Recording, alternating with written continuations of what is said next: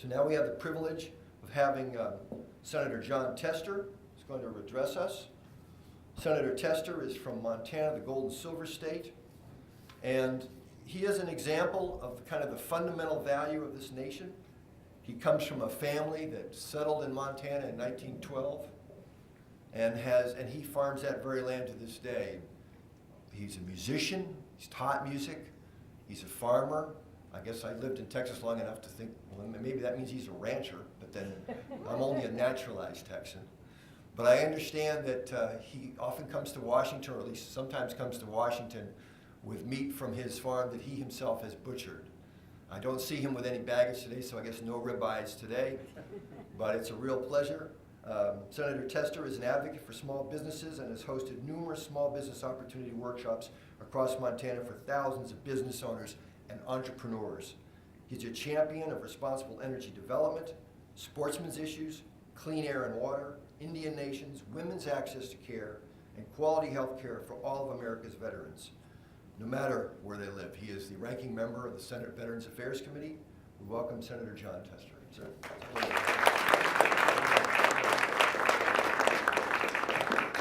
Listed all those issues, and in my spare time we work with Guards and Reservists, so it's great to be here. Thanks for the kind introduction. I very much appreciate it. It is great to be here today to visit with you about the unique challenges that face our National Guard and Reserve as far as, in particular, mental health care and access to it. I want to thank the National Guard Association, the Enlisted Association of the National Guard of the United States, and the Reserve Officers Association for putting on this seminar. More importantly, for the resources and the voice that you give to your members. As a Montanan, there are 3,600 folks who serve in the Guard and Reserve in our great state. I've seen firsthand how your role has shifted over the last 15 years. The United States has never relied more on its Guard and Reservists than it does today. Since 9/11, over 930,000 Guard and Reservists have been deployed to active military operations that accounted for more than 850,000 overseas deployments to every continent in the world. In the past 5 years, over 90,000 National Guard soldiers and airmen have deployed to a war zone or area of conflict. In 2016 alone, the Guard and Reserve served a broad range of capacities from civil engineering to intel and surveillance information gathering. The Guard soldiers and airmen served in every combatant command in over 70 countries, including Iraq and Afghanistan.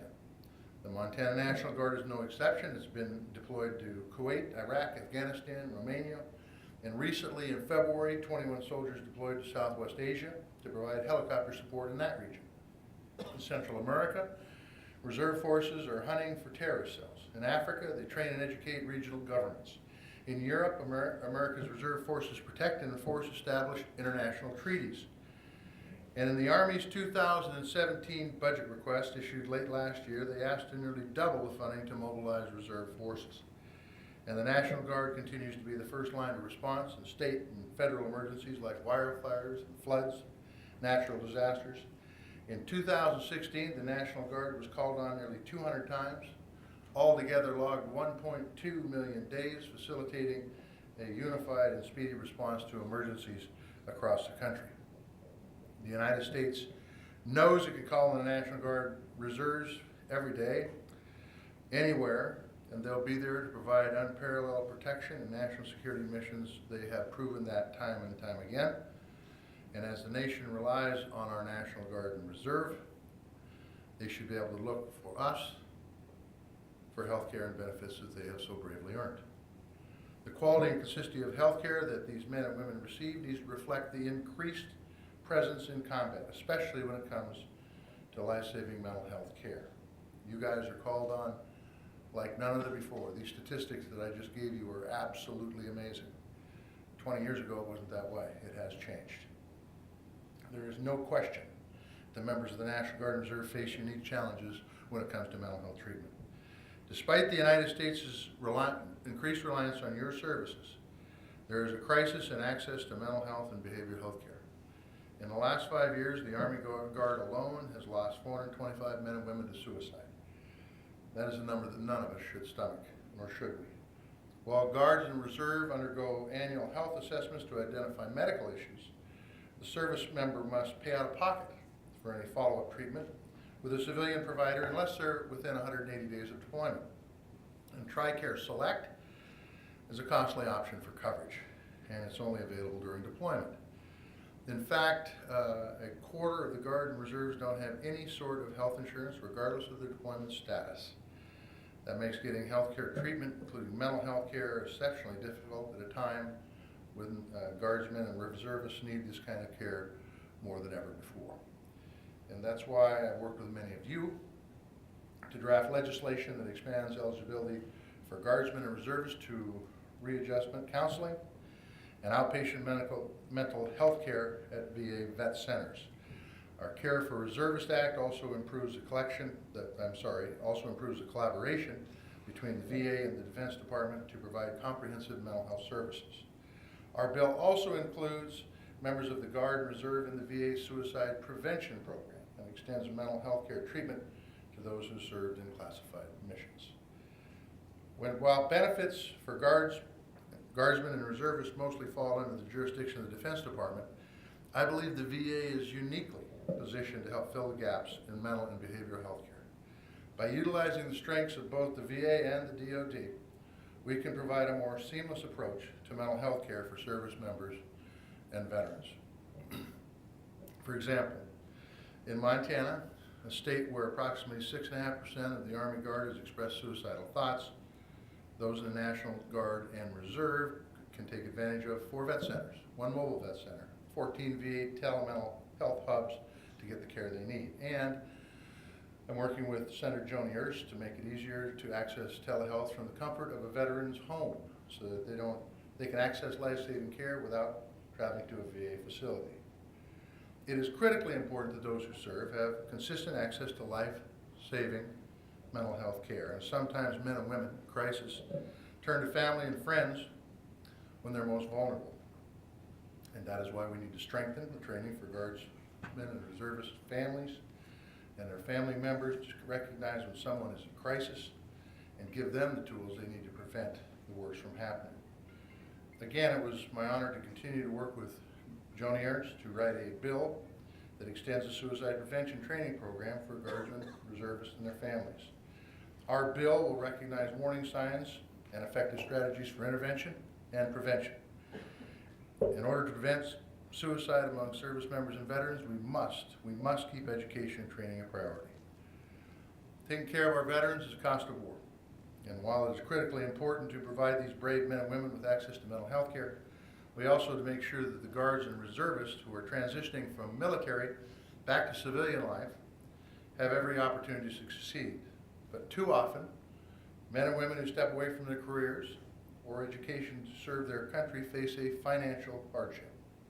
And that is why I've introduced legislation to make sure that Guardsmen and Reservists have access to more of the job protection and education benefits similar to what their active duty counterparts receive when they deploy.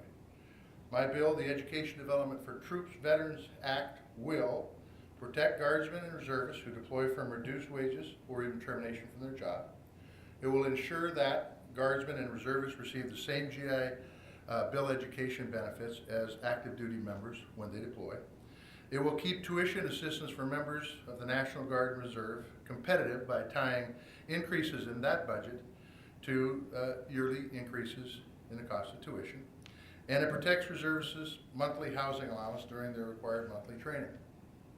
No Guard or Reservist should face financial hardship for their service to this country. My bill will at least help ease, the burden that occurs during transition between service and civilian lives.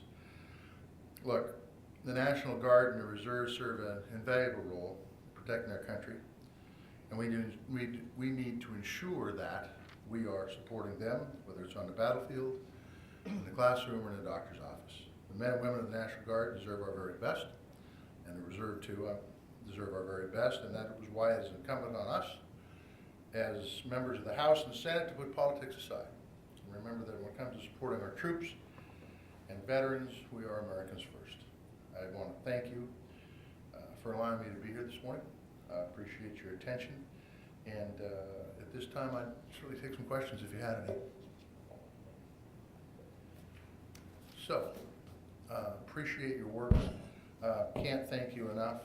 We've got some work to do, obviously, from a policy standpoint in the Senate and the House to make sure that you guys get the benefits, and gals get the benefits that you've earned.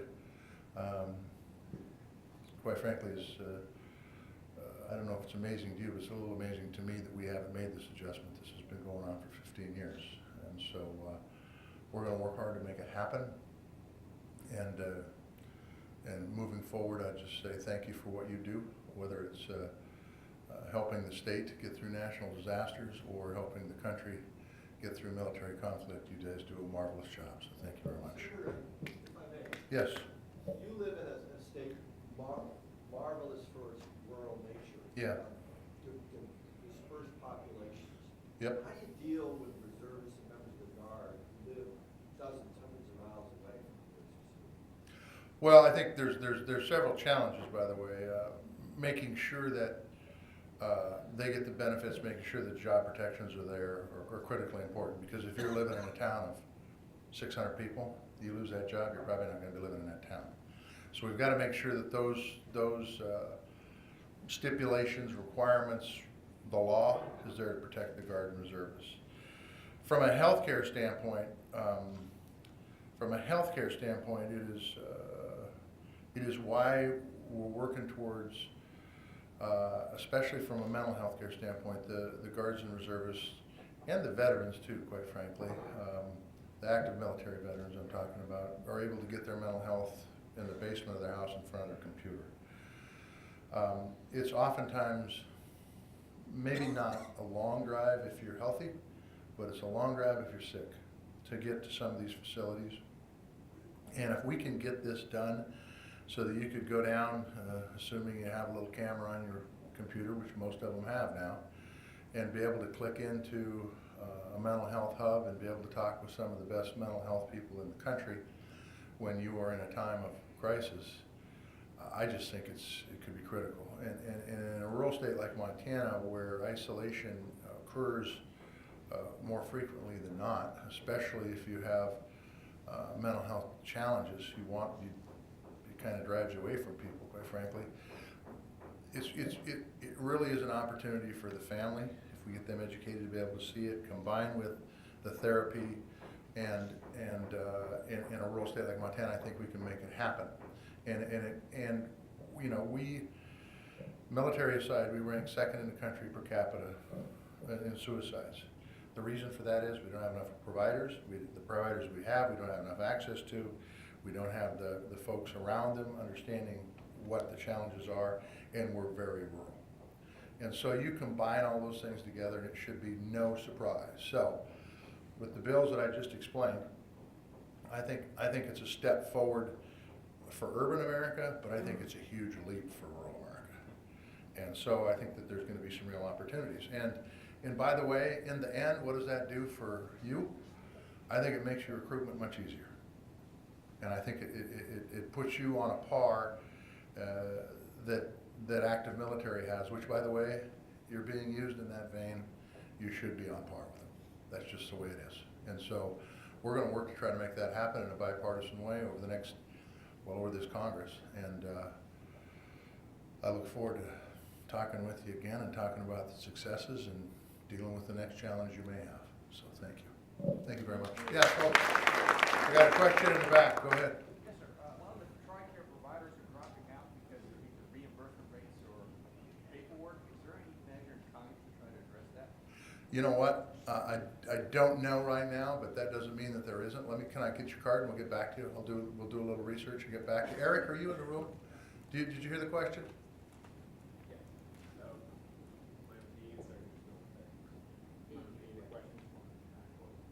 Yeah, he was talking about the reimbursement rate and it being a little low, and he wanted to know if there's a fix out there. And I don't know of any. Do you know of any? Not at the moment, sir. Okay. Part of the reason we wanted to use the VA was because the reimbursement rate is so high. Yeah. People aren't using it outside the free formula. Good. All right. Well, thank you all very much. Take care. Be well. Yeah. A desk-sized figure, the Minuteman, All right. Thank you. for your desk or your saddle or whatever it is that you want to put it on. That's good. Well, thank you. What I didn't tell you is that my middle brother spent 35 years in the Air Guard, full time, as a medic and then an environmental compliance officer at the end of his career. And when I went to college, I actually I lived with him for 4 years, so I got a taste of what he went through